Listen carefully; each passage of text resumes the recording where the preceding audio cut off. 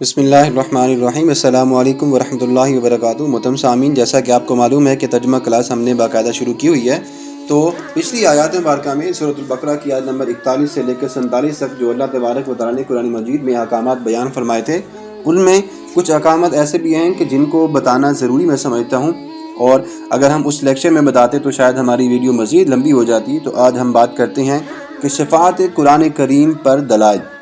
انبیاء علیہ السلام کی شفاعت، حضرت نوح علیہ السلام کی دعا، ربنا اغفر لی ولوالدی ولمن دخل بیتی مؤمنا، سورہ نوح آیت نمبر 28۔ اے میرے رب، میرے والدین کی اور جو مومن میرے گھر میں داخل ہوں ان کی مغفرت فرما۔ اب یہ سفارش کے بارے میں بات کی جا رہی ہے۔ اور ابراہیم علیہ السلام کی دعا، ربنا اغفر لی ولوالدی وللمؤمنین یوم یقوم الحساب، سورہ ابراہیم آیت نمبر 41۔ اے ہمارے رب، روز محشر میرے والدین کی اور تمام مومنوں کی مغفرت فرما۔ تو دیکھیں، دعا جب بھی کی جائے اپنے لیے، مومنین کے لیے اور گھر والوں کے لیے، دیکھیں سارے مومنوں کو بھی شامل کرنا ہے آپ نے۔ اس کے بعد سأستغفر لک ربی انہ کان بی حفیہ، سورہ مریم، میں ان قریب اپنے رب سے تیری سفارش کروں گا، وہ مجھ پر بڑا مہربان ہے۔ الا قول ابراہیم لابیہ لاستغفرن لک، مگر ابراہیم علیہ السلام کا قول اپنے باپ کے لیے کہ میں تیری سفارش کروں گا، لیکن وما املک لک من اللہ من شیء، میں کوئی اختیار نہیں رکھتا اللہ سے کسی بھی چیز کا، اب معاف کرنا اللہ کے اوپر ہے کہ وہ معاف کر دے۔ تو سورۃ الممتحنہ آیت نمبر 4۔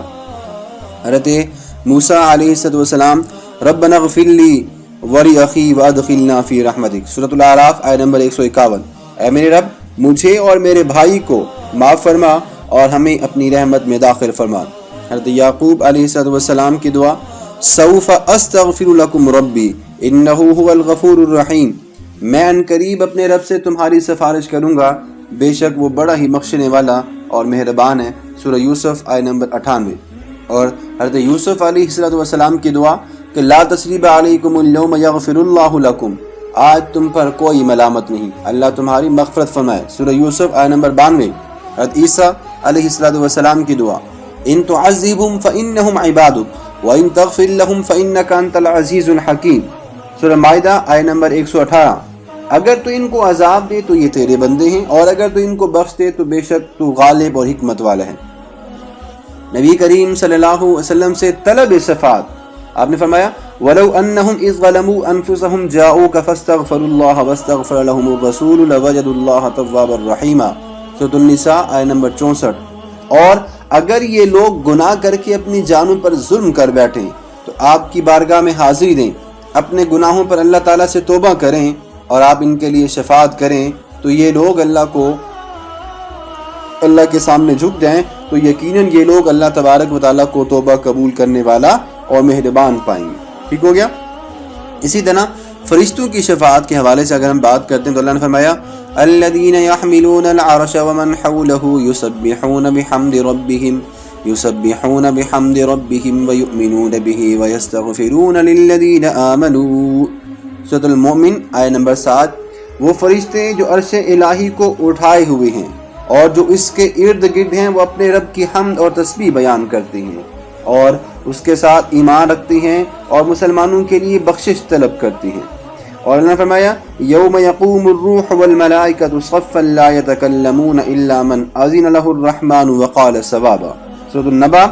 جس دن جبرائیل اور عام فرشتے سب باندھے کھڑے ہوں گے، اس دن اللہ کے حضور وہی بات کر سکے گا جس کو رحمان اجازت دیں گے اور وہ صحیح بات کرے گا۔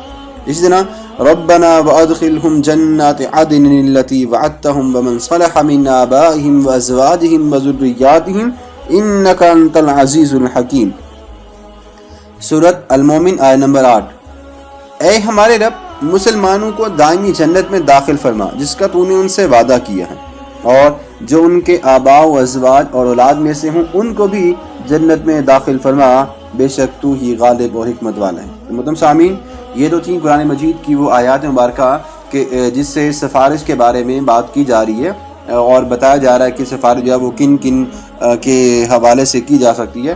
اب ہم حدیث مبارکہ کے حوالے سے بات کر لیتے ہیں۔ امام بخاری روایت کرتے ہیں کہ حضرت انس بن مالک رضی اللہ تعالیٰ عنہ بیان کرتے ہیں کہ نبی کریم صلی اللہ علیہ وسلم نے فرمایا، میں اپنے آپ کو اللہ تبارک و تعالیٰ کی بارگاہ میں سجدہ ریز دیکھوں گا۔ اللہ تبارک و تعالیٰ جب تک چاہے گا مجھے سجدے میں رکھیں گے، پھر مجھ سے کہا جائے گا اپنا سر اٹھائیے، مانگو جو بھی ملے گا، شفاعت کرو گو آپ کی شفاعت بھی قبول ہوگی۔ میں پھر اپنے رب کی وہ حمد کروں گا جو اللہ تبارک و تعالیٰ نے مجھے اس وقت سکھائی ہوگی، تعلیم کرے گے۔ پھر میں شفاعت کروں گا، پھر میرے لیے ایک حد مقرر کی جائے گی، پھر میں گنہگاروں کو جہنم سے نکال کر جنت میں داخل کر دوں گا۔ پھر میں دوبارہ سجدہ کروں گا اور پھر میں شفاعت کروں گا 3-4 مرتبہ، حتیٰ کہ جہنم میں صرف وہ لوگ رہ جائیں گے جن کو قرآن نے روک لیا ہے۔ قتادہ کہتے ہیں کہ مطلب وہ لوگ کہ جن پر جہنم جو ہے وہ ہمیشہ کے لیے واجب ہو چکی ہے، صحیح بخاری۔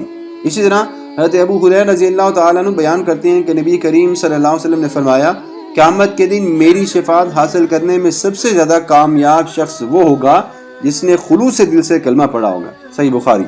اسی طرح اور بھی بے شمار ایسی چیزیں ہیں کہ جس کے حوالے سے بات کی جاتی ہے۔ صحیح مسلم میں، صحیح بخاری میں، جامع ترمذی میں روایت موجود ہے کہ نبی کریم صلی اللہ علیہ وسلم نے فرمایا، میں اپنی امت کے گناہ کبیرہ کرنے والوں کی بھی شفاعت کروں گا۔ اور حضور نبی کریم صلی اللہ علیہ وسلم نے فرمایا کہ میری امت میں سے ایک شخص اویس کرنی یا عثمان کی شفاعت کے سبب سے جو بنو تمیم کے افراد سے لوگ ہیں وہ زیادہ تر لوگ جنت میں جائیں گے۔ اسی طرح حضرت ابو سعید خدری رضی اللہ تعالیٰ عنہ بیان کرتے ہیں کہ نبی کریم صلی اللہ علیہ وسلم نے فرمایا، میری امت میں سے کچھ لوگ ایک گروہ کی شفاعت کریں گے، کچھ ایک قبیلے کی، کچھ ایک جماعت کی اور کچھ ایک شخص کی، حتیٰ کہ وہ سب جنت میں داخل ہو جائیں گے، جامع ترمذی۔ اسی طرح حضرت عوف بن مالک رضی اللہ تعالیٰ عنہ بیان کرتے ہیں کہ نبی کریم صلی اللہ علیہ وسلم نے فرمایا، میرے پاس اللہ تبارک و تعالیٰ کا پیغام آیا اور مجھے اللہ تبارک و تعالیٰ نے اختیار دیا کہ اللہ میری آدھی امت کو جنت میں داخل کر دے یا میں شفاعت کروں۔ میں نے شفاعت کو اختیار کر لیا اور یہ شفاعت ہر اس مسلمان کو حاصل ہوگی جو شرک پر نہیں مرے گا، جامع ترمذی۔ اسی طرح حضرت عبداللہ بن عمر بن عاص رضی اللہ تعالیٰ عنہ بیان فرماتے ہیں کہ نبی کریم صلی اللہ علیہ وسلم نے فرمایا، جب تم مؤذن سے اذان سنو تو وہی کلمات دہراؤ، مجھ پر درود شریف پڑھو، پھر جو بھی مجھ پر ایک مرتبہ درود شریف بھیجتا ہے، درود پاک، تو اللہ تبارک و تعالیٰ اس پر 10 رحمتیں نازل فرماتا ہے۔ اور پھر میرے وسیلے سے تم دعا کیا کرو، کیونکہ وہ جنت میں ایک مرتبہ ہے جو اللہ تبارک و تعالیٰ کے بندوں میں سے صرف ایک بندے کو ملے گا، اور مجھے امید ہے کہ وہ بندہ میں ہوں گا۔ جس شخص نے میرے لیے وسیلے کی دعا کی اس پر میری شفاعت واجب ہوگی، صحیح مسلم۔ اسی طرح امام دارقطنی روایت کرتے ہیں کہ حضرت عبداللہ بن عمر رضی اللہ تعالیٰ عنہ بیان فرماتے ہیں کہ نبی کریم صلی اللہ علیہ وسلم نے فرمایا، جس شخص نے میری قبر کی زیارت کی اس کے حق میں بھی میری شفاعت واجب ہوگی، سنن دارقطنی۔ اسی طرح اور بھی بے شمار ایسی روایات ملتی ہیں کہ نبی کریم صلی اللہ علیہ وآلہ وسلم نے بتایا کہ سفارت جو ہے وہ صرف نبی کریم صلی اللہ علیہ وسلم کی وجہ سے ہی امت کو ملے گی، اس کے علاوہ اور کسی کو نہیں۔ تو ہم دعا کرتے ہیں کہ آج کے اس لیکچر کی آپ کو سمجھ آ گئی ہوگی، اور ہم اگر کوئی بھی دعا کریں تو وہ نبی کریم صلی اللہ علیہ وآلہ وسلم کے وسیلہ سے کریں، انشاءاللہ دعا ضرور قبول کی جاتی ہے۔ آمین وما علینا الا البلاغ المبین۔